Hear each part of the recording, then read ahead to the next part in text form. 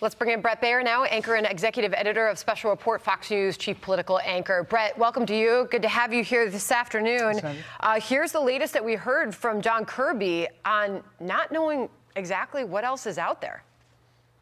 We don't know what's out there, James. We don't know who's responsible for this, and we don't know if they have more that they intend to post. So we're watching this and monitoring it as best we can. But the truth and the honest answer to your question is we don't know. And is that a matter of concern to us? You're darn right it is. Well, there's a lot we don't know, right, at this point, Bret?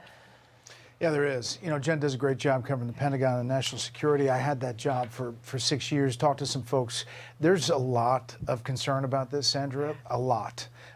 Even more potentially than the Edward Snowden leak years and years ago. They think that this is not the end of this, and that many more documents like this could come out. Now, why is that troubling? It's troubling on a number of fronts. One is that it shakes the allies' confidence in anything that they communicate with the U.S., or also that the U.S. is listening in or somehow spying on allies in some of these documents.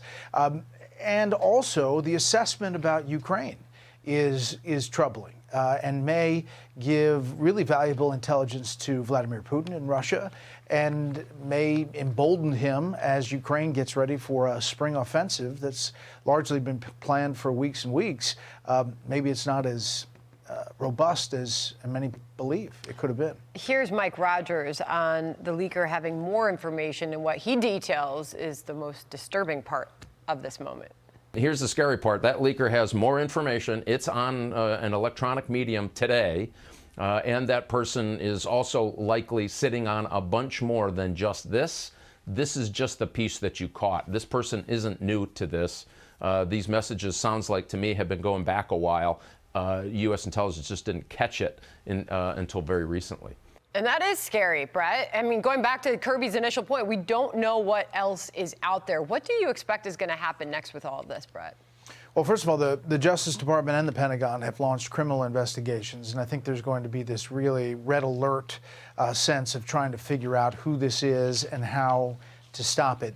The stop it part, I think, is the most troubling, because as former Congressman Rogers said, it's probably out of the barn. The intel is likely going to be posted, if it's not already, someplace. So far, 53 documents, but we don't know what the total number is. And I guess what we really are concerned about is the real-time info that may affect relationships around the world.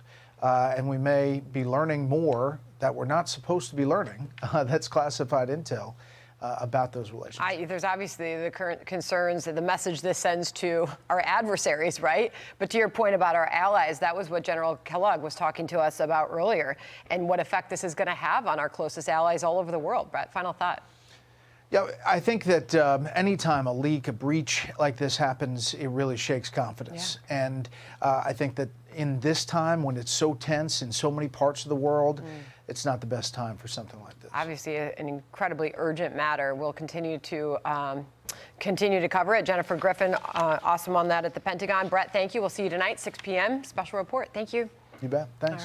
I'm Steve Doocy. I'm Brian Kilmeade. And I'm Ainsley Earhart. And click here to subscribe to the Fox News YouTube page to catch our hottest interviews and most compelling analysis.